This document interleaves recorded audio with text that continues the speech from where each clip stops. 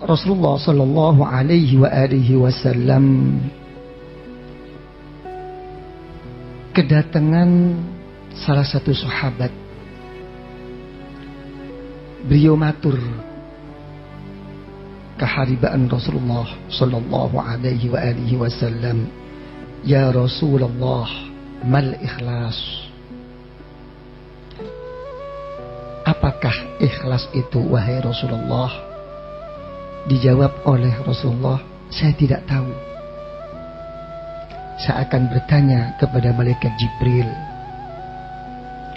Begitu malaikat Jibril ditanyakan oleh Rasulullah, beliau juga menjawab, "Saya tidak tahu wahai Rasulullah. Hatta as'ala Rabbal Izzah." Saya akan bertanya dulu kepada Allah. Begitu malaikat Jibril bertanya kepada Allah, dijawab oleh Allah Subhanahu wa ta'ala, "Ya Jibril, al-ikhlas sirrun min asrari." Ikhlas itu adalah salah satu daripada rahasia saya. Yang mana rahasia itu, kata Allah, "Udi'uhu qalba man ahbabtu min ibadi." Aku letakkan di dalam hati hambaku yang aku cintai, kata Allah. Bukan yang menyintai, yang dicintai oleh Allah. Ya. Makanya dalam Al-Quranul Karim, kalau sudah menyangkut gangguan-gangguan yang terganggu oleh iblis dan setan, dijamin oleh Allah, apa? Kecuali illa ibadakal mukhlasin, kecuali hamba-hambaku yang aku beri ikhlas. Bukan hamba-hambaku yang ikhlas, di situ dikatakan oleh Allah, yang mukhlasin. Ya, ini coba. Ini mengandung suatu arti yang begitu mendalam. Ya, kenapa kok Allah tidak mengatakan mukhlisin, kok mukhlasin? Ya, karena apa? Karena penyakit ikhlas itu, seikhlas bagaimanapun, yang banyak akan menunjukkan dirinya bahwa dirinya ikhlas. Ya, kan banyak orang yang mengatakan, "Saya begini ini karena Allah." Ya. Walaupun betul-betul karena Allah, walaupun betul-betul semata-mata demi mengikut jalan Allah, tapi masih tetap akan timbul rasa mengaku. Itu orang ikhlas. Tapi kalau orang diberi ikhlas, itu lain. Nanti perbedaannya itu. Ya. Terus apa kata malaikat Jibril? Apa tanda-tanda itu semua? Wahai Allah, dijawab oleh Allah,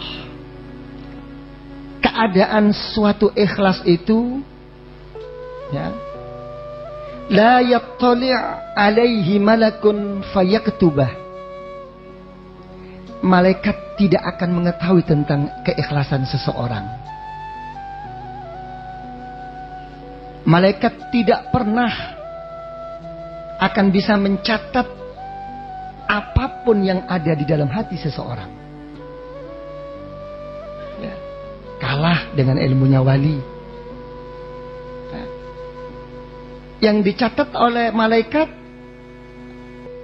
hanya apa yang nampak di zahir. Ya. Ini si fulan sembahyang zuhur, si fulan sembahyang asar, si fulan mengerjakan ini. Tapi apakah si fulan itu ikhlas atau tidak? Sungguh-sungguh atau tidak kepada Allah? Ini tidak bisa diketahui oleh malaikat.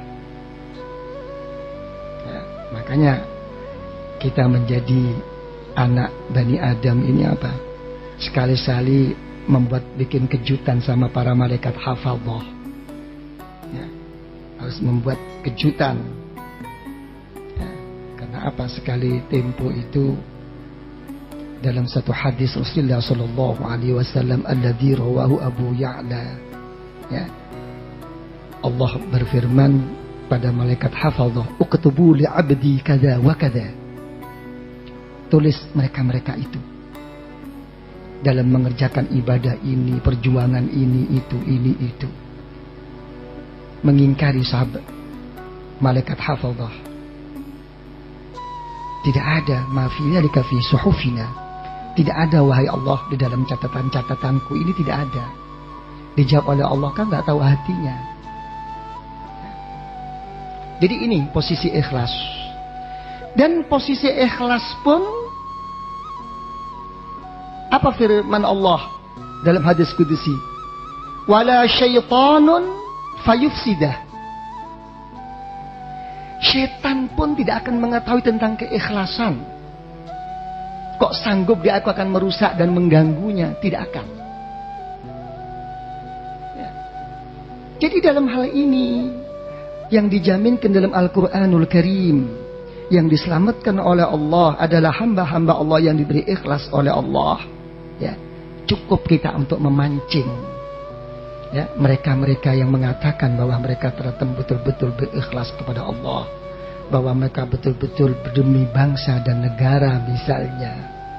Kita pancing beliau-beliau ini ya, kita usik hatinya ya, tuduhlah mereka, katakanlah mereka bahwa mereka bukan orang yang ikhlas kepada Allah. Atau kalau bisa kita rayu mereka, kita deketi mereka ya. Mereka ikut, kita ikut kelompok mereka. Begitu kita ikut, kita omongin mereka. Sayang Bapak pemimpin, sayang Pak Kiai Ustaz, saya lihat Kiai ini begitu ikhlas, begitu ridho karena Allah. Saya betul-betul mendukung.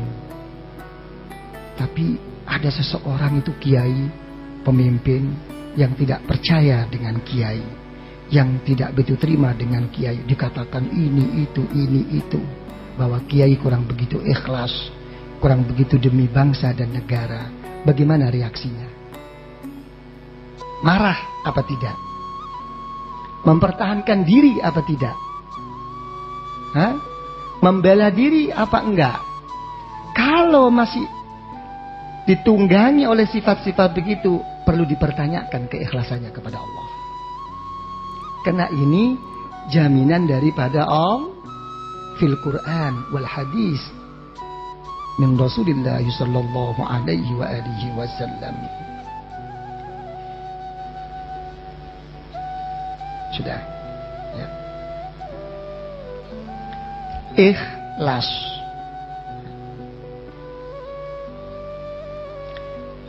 Kalau pendapat bahasa Indonesia itu ikhlas itu apa? Apa kira-kira Pak Sufyan, apa itu ikhlas itu? Hah? Tanpa pamrih. Pamrih itu apa pamrih itu? Hah? Tanpa mau. Batas-batas kemauan yang mengganggu keikhlasan itu kira-kira kemauan apa? Pamrih apa?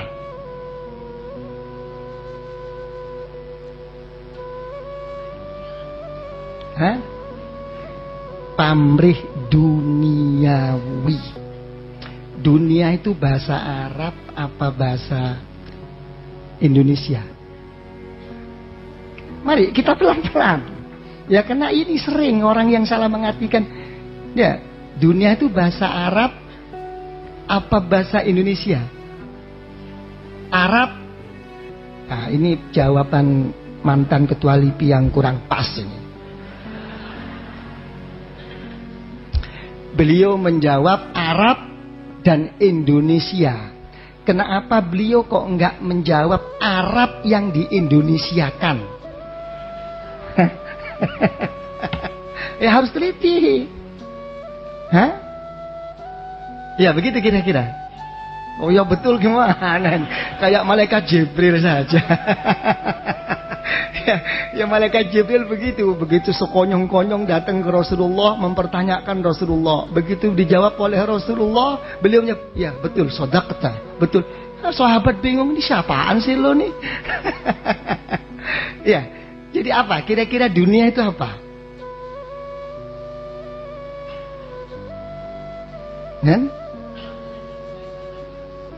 Sesuatu yang tidak ada kaitannya dengan akhirat. Terus akhirat itu sendiri itu apa?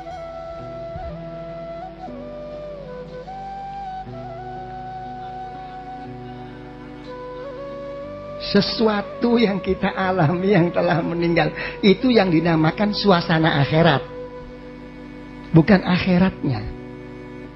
Ya. Jadi untuk definisi ini, ya kadang-kadang itu ada orang yang agak punya pendapat miring tentang thariqah. Kalau ada orang mengatakan, seorang ahlu thariqah mengatakan, kamu jangan ingat dunia, kamu jangan gini, besok di akhirat, mesti orang itu akan menjawab, emangnya kalau nggak ingat dunia, suruh zikir aja, emangnya gimana? Apa nggak mati apa? Nah ini menunjukkan kedangkalan dan kebodohannya di dalam masalah thariqah. Ya, saya katakan tentang definisi dunia wal akhirah. Coba, yang dinamakan dunia dan akhirat, kullu ma yushghiluka 'anillah fahuwa dunya. Wa kullu ma yu'inuka 'ala Allah fahuwal ukhra. Apapun yang menghalangi, yang mendindingi, yang mengganggu kita untuk menghadap kepada Allah, itu namanya dunia. Apapun. Apakah itu berbentuk ilmu? Apakah itu berbentuk ibadah? Apakah itu berbentuk zikir?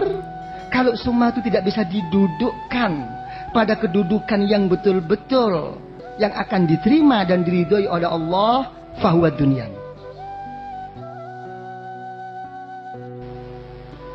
Ya, ingat. Ya. Sebaliknya, apapun yang bisa mendorong, menolong, membantu kita untuk menghadap kepada Allah, apapun, jangan lagi yang namanya ilmu ibadah berzikir, walaupun dunianya pun, walaupun kedudukannya pun, kalau bisa mendorong ke sana, fahuwa ukhra, itu adalah akhirat. Jangan dianggap picik orang thariqah. Ya, ini semua dilarikan kepada satu hadis Rasulullah sallallahu alaihi wasallam. Beliau mengatakan, man ata'a Allah faqad dzakarah wa in qallat salatuhu wa siyamuhu wa tilawatuhu lil Qur'an. Siapapun yang dia itu taat berbakti kepada Allah, walaupun yang nampak secara zahir begitu sedikit ibadah, puasa, membaca Al-Qur'annya, dia termasuk orang yang zikir kepada Allah. Tapi sebaliknya, wa man asallah falam yadhkurhu wa fi riwayatin faqad nasiyahu wa in kathurat salatuhu wa siyamuhu wa tilawatuhu lil Qur'an. Kalau orang itu durhaka kepada Allah,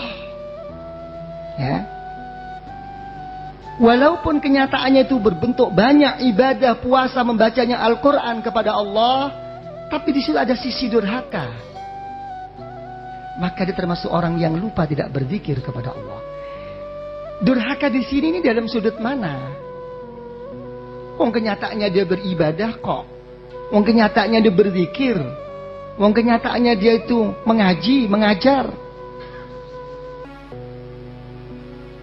Dilihat di dalam sudut apa? Dia tidak takwa Allah. Lah takwa Allah dilihat dalam sudut mana? Karena dia di dalam melalui jalan takwa Allah tidak diiringi dengan husnun niyah. Lari ke sini semua.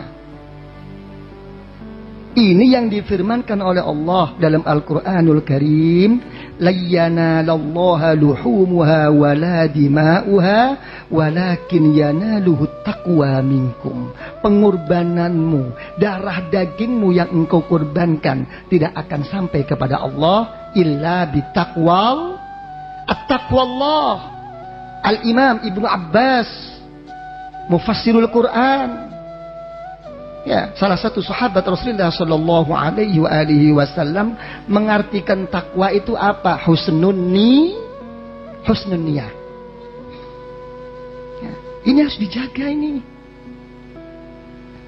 Sudah dikembalikan lagi. Ya, jangan terus mengira kalau orang itu jangan dunia, jangan ini. Memang selamanya dunia ini tidak bisa apa? Bertemu dengan akhirat memang. Gitu kan, tapi bukan segala dunia, bukan dunia yang memang tidak bisa membawa kepada Allah. Ini kadang-kadang salah pengertian. Makanya dalam satu hadis Rasulullah Shallallahu Alaihi Wasallam beliau mengatakan ad-dunya matiyatul mu'min. Dunia itu adalah kendaraan seorang yang beriman kepada Allah. Yang beriman loh, bukan yang alim. Iman itu luas. Mukmin itu apa? Matiyatul mukmin itu sifat. Ya. Sifat itu apa? Ada pembuktian. Bukan sekadar ada i'tiqad dan ikrar, tidak cukup. Ya. Dalam satu hadis qudsi Rasulullah Shallallahu Alaihi Wasallam mengatakan, ya, dalam firman Allah, apa kata Allah? Ja'altul asya li ajlik. Aku jadikan dunia ini untuk kamu. Ambil. Siapa yang melarang? Orang toriko, orang sufi kok takut dunia. Silahkan. Ini aku jadikan untuk kamu. Tapi apa? Terus daripada hadis qudsi. Wa ja'altuka li ajli. Tapi aku menjadikan kamu, kata Allah, demi untuk aku. Dalam arti kata apa? Miliki dunia, kuasai dunia. Jangan sebaliknya, kamu yang dimiliki, yang dikuasai oleh dunia. Ini sesuai dengan apa? Tekanan Allah Subhanahu wa taala terhadap Nabiullah Musa ala nabiyina wa alaihi salatu wassalam. Apa kata Allah dalam Al-Quranul Karim? Wastana'tuka li nafsi. Aku jadikan engkau untuk saya, kata Allah. Oke? Ya, kalau Anda itu tidak bisa mendudukkan seperti ini, ya berarti menghapus tentang awal mula kejadian Nabi Adam sebagai khalifah fil ard. Sudah, saya kembalikan lagi. Apa tadi yang dinamakan ikhlas?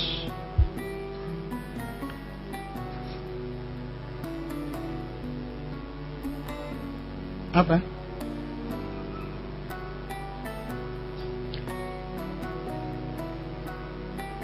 Pak Sufyan? Waduh. Dijawab oleh Pak Sufyan, husnun niyah. Baik niatnya. Niat itu ada baik, sangat baik, dan ada yang terbaik. Ya, ini kalau dikaji nanti mendalam. Sudah, secara ringkas, ya, mengikut para ulama sufiyah, ya, secara mudah, ikhlas itu tasfiyatut ta'ah an mulahadhatil makhlukin, ya, menjernihkan, ya, membeningkan setiap ta'ah, ya, berbaktinya kepada Allah dijernihkan dari mana? Dari penglihatan, penglirikan selain Allah dibersihkan. Ini secara mutlak. Ya. Makanya saya kadang-kadang itu ingin ingin apa? Ingin bertanya. Selama ini apa sih pengertian ibadah itu? Apa ibadah itu? Apa Pak Sufyan, apa pengertian ibadah itu apa selama ini yang diketahuinya ini?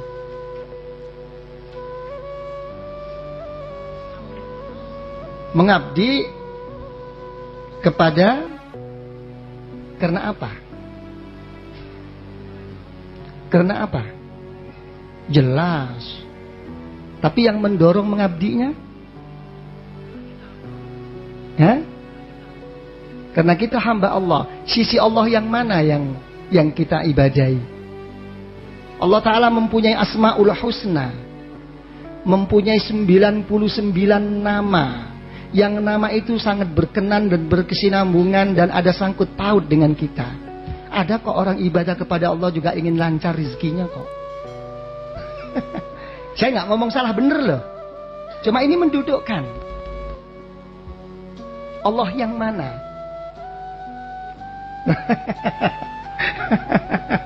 Ya.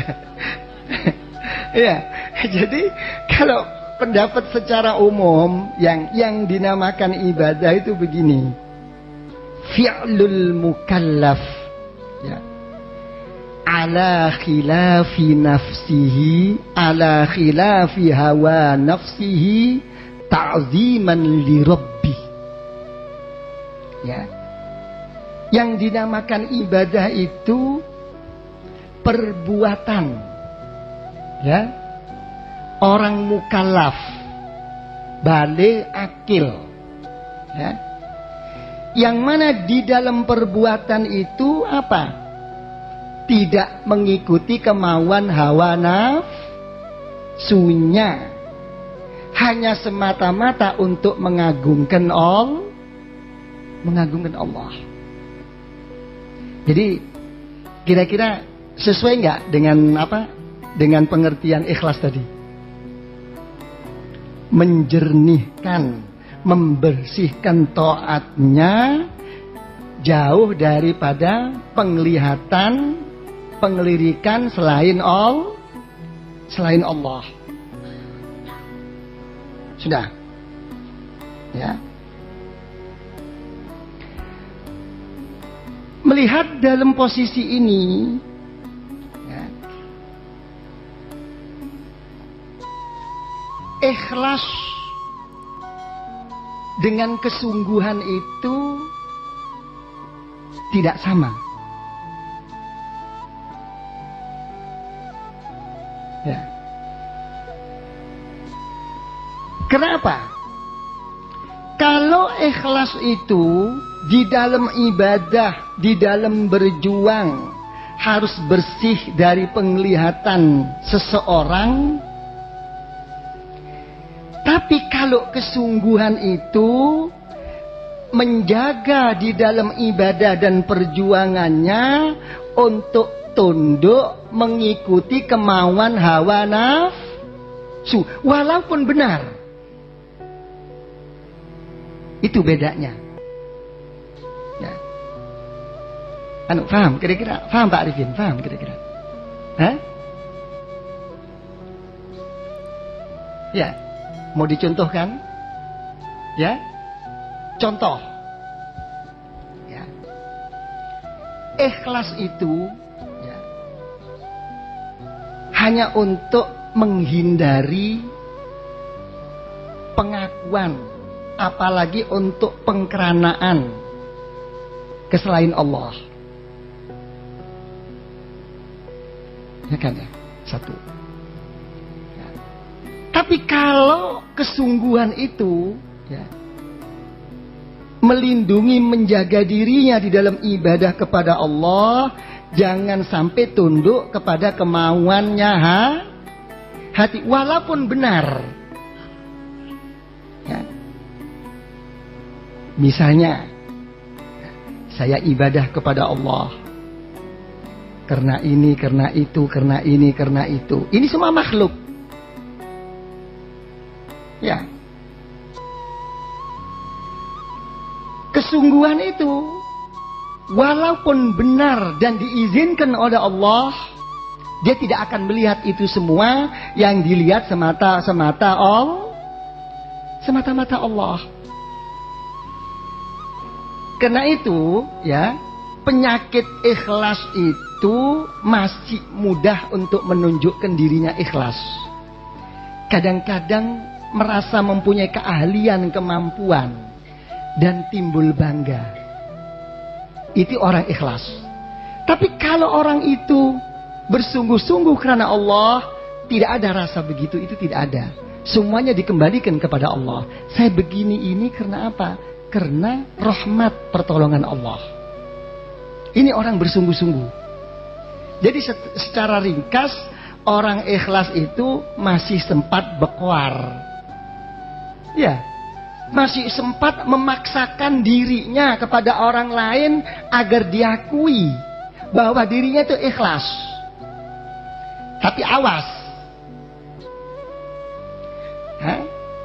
begitu nanti sifat ini akan makin naik, ya, dipuji sama orang, silahkan dipuji menerima. Tapi begitu sudah ada yang mencaci maki, tidak menerima, baru dia itu timbul sifat marah. Itu baru kena terdampak bahwa perjuangan atau ibadah zikirmu sebetulnya karena orang. Paham apa? Paham? Belum apa? Coba yang belum, coba. Ya.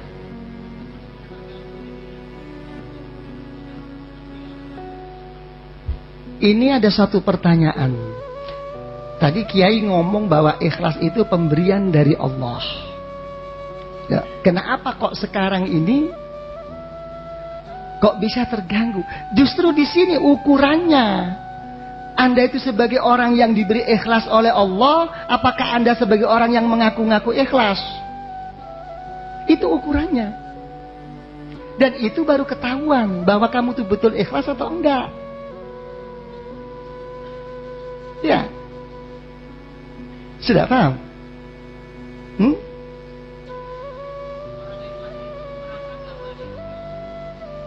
Oh, ini ada satu pertanyaan. Orang ikhlas itu merasa enggak bahwa itu diberi Allah? Semuanya itu dari Allah. Khairihi wa syarrihi minallah. Tapi untuk kebaikan itu jadi baik, dan untuk keburukan itu memang terbimbing sebagai ujian, itu hanya suatu landasan aja menuju ke baik. Dirinya sendiri yang bisa mengukur.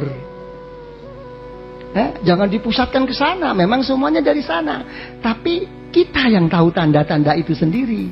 Jadi ini yang dinamakan pengajian thoriqoh tasawuf ini, pengajian introspeksi diri.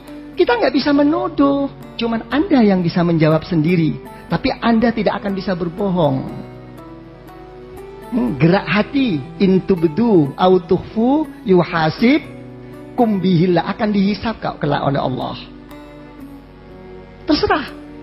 Bersilat lidah silahkan, ya, bermacam-macam ngomong monggo, tapi al-khotrah. Makanya di dalam pendapat orang thoriqoh itu mengatakan awwaludz dzambi al-khotrah, kama anna awwalas sail al-khotrah. Awal daripada dosa itu adalah gerak hati yang di dalam. Seperti halnya awal daripada timbulnya kebanjiran adalah karena rintik-rintik hujan. Nah, siapa yang bisa membohongin sini bisa? Hah? Gak bisa.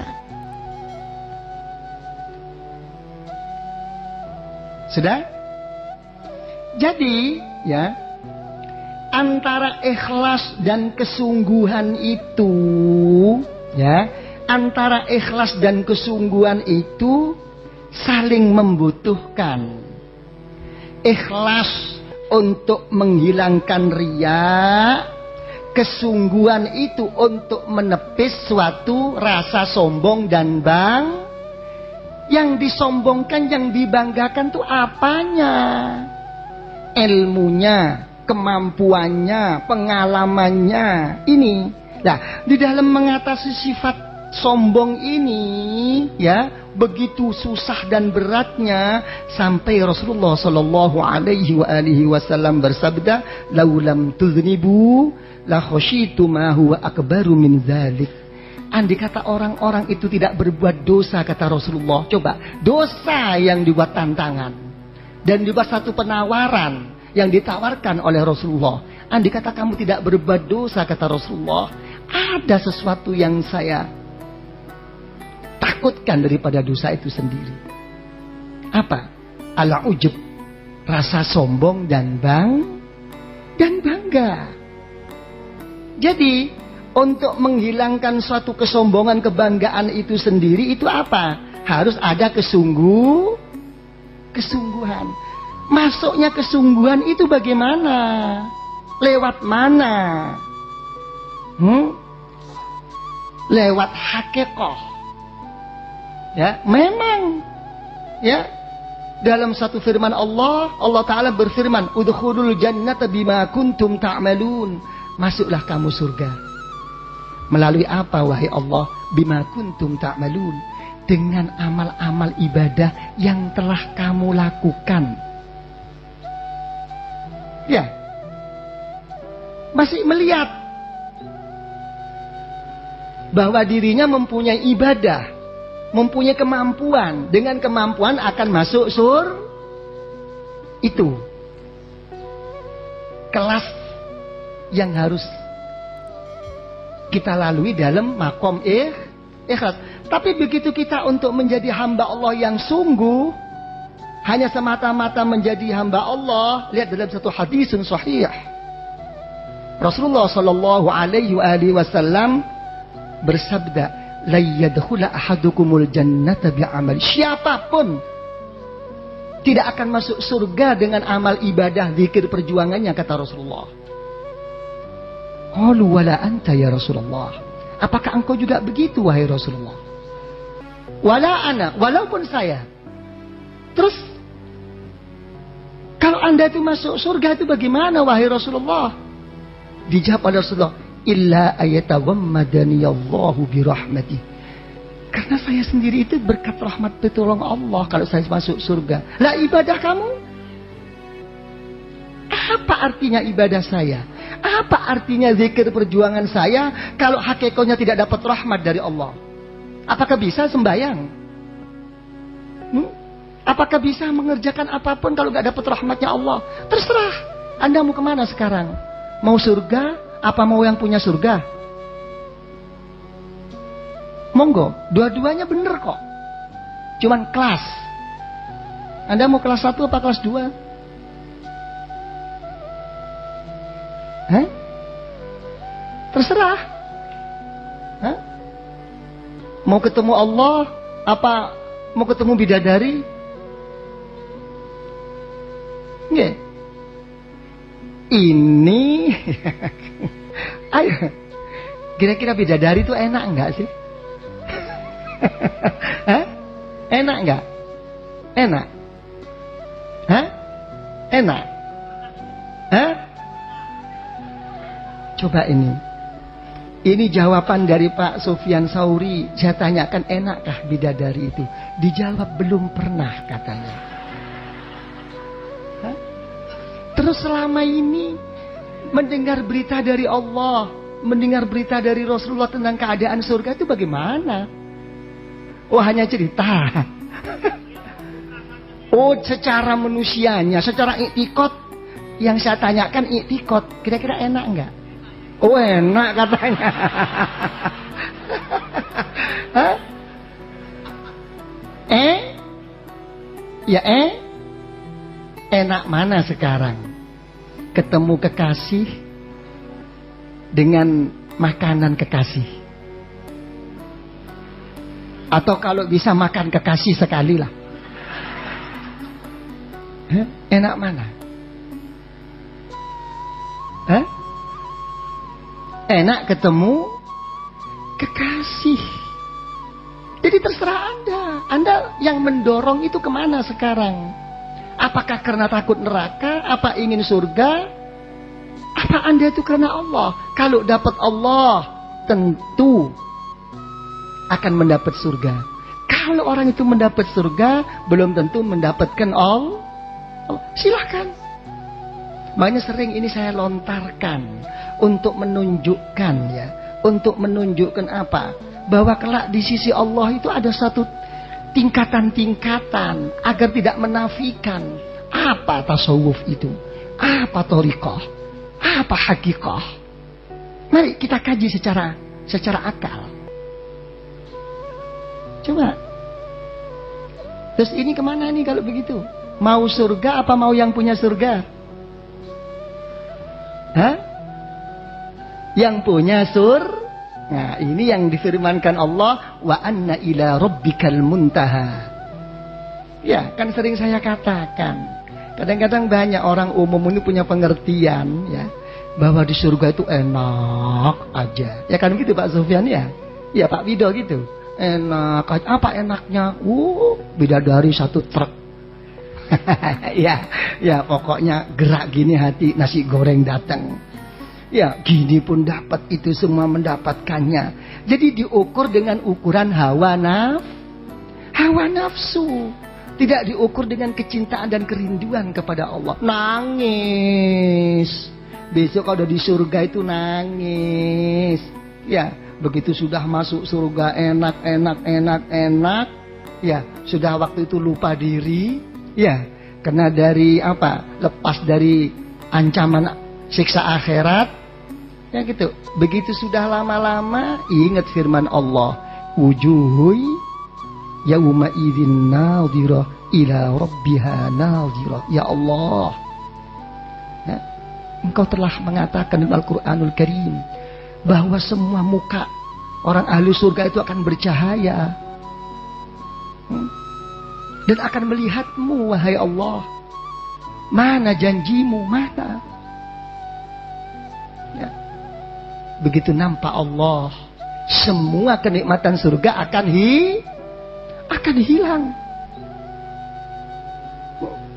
Ini ketemu kekasih. Ini yang kita cintai, yang kita rindukan. Begitu Allah Ta'ala lepas dari pandangan mata, nangis orang ahli surga. Wastaghasat ahlul jannah bil jannah kamastaghasa ahlun nar binar. Tidak enak surga ya Allah, tidak enak bidadari ya Allah, tidak enak ini semua ya Allah. Seperti marahnya orang ahli neraka, apa? Sedihnya orang ahli neraka atas siksa neraka. Saya hanya ingin kamu ya Allah, saya ingin engkau ya Allah. Dijawab oleh Allah, kamu dulu beribadah, kamu dulu berzikir, kamu dulu berjuang, kamu dulu ini, yang mendorong kamu hanya satu. Bagaimana kamu selamat dari siksaku, dan bagaimana kamu itu masuk surgaku. Sekarang neraka udah jauh darimu, surga ada di hadapan mata kamu. Habiskan sekarang. Kamu bukan karena saya. Siapa yang mengatakan surga nggak ada susah? Memang bukan merupakan satu penyakit, satu penderitaan. Kenapa? Yang mengalami satu penderitaan ini orang yang rindu. Orang rindu itu nggak ada. Merasa sakit itu nggak ada. Betul apa tidak? Nggak ada. Makanya besok kalau kita itu dicabut nyawanya oleh Allah, ukuran kita itu seberapa sakit kita. Waktu ditarik nyawa kita oleh Allah, seberapa mahabbah, cinta dan rindu kita kepada Allah.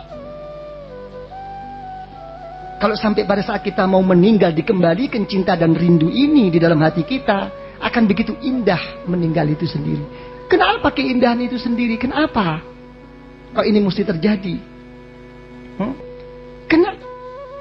Kita belum meninggal pun sudah nampak. Ya, kita jangan berhenti seperti hadis yang telah umum. Apa hadis yang telah umum? Man kana akhiru kalamihi la ilaha illallah dakhalal jannah. Siapapun yang akhir dari perkataannya la ilaha illallah akan masuk surga. Ya, bukan itu. Mestinya yang buat penawaran, kenapa? Pada saat kita meninggal mengatakan la ilaha illallah dakhalal jannah itu kenapa? Hah? Kok ada jaminan seperti itu? Sedangkan kita sebelum meninggal sudah sering membaca la ilaha illallah, sering berzikir la ilaha illallah. Tapi kenyataannya kenapa?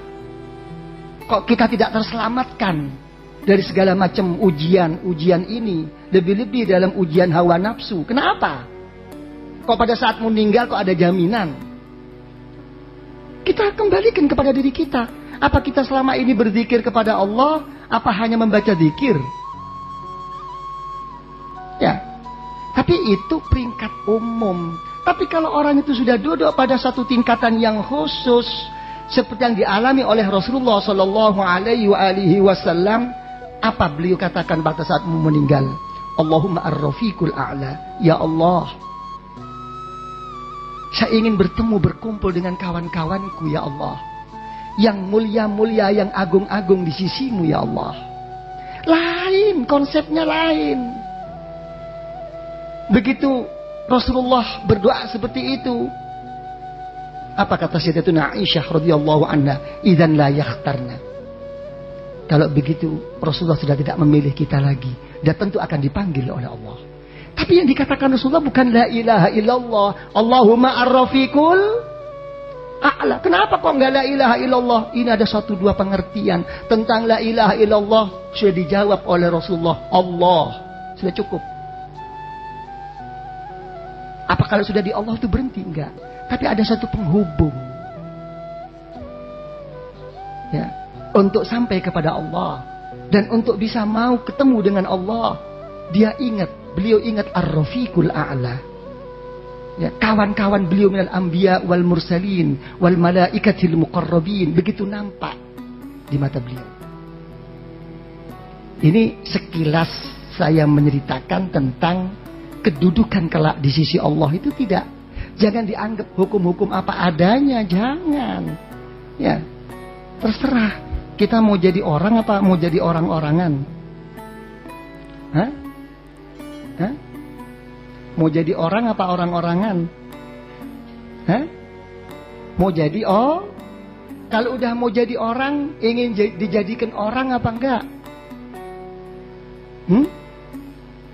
Ingin dijadikan kalau udah dijadikan orang, ingin diorangkan orang apa enggak? Hah? Kalau udah diorangkan orang berarti apa? Diorangkan, dihambakan oleh Allah. Ini yang kita